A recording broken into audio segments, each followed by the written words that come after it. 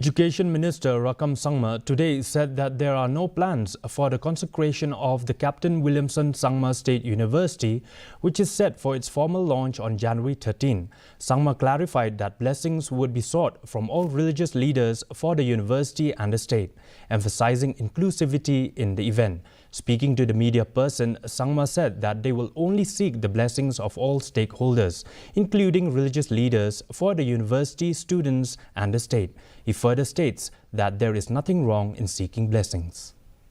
On 13th of January, on Monday, so the BC office, the Vice Chancellor office has decided to have formally launch the state university, which will the presence of Honorable Chief Minister, the Honorable Speaker, Honorable Deputy Chief Minister, and some Cabinet Minister, and many MLAs and officials, and will be seeing the presence of many academicians and member of state education councils, and will be inviting all the religious leaders including the church leaders, and where we will be seeking the blessing.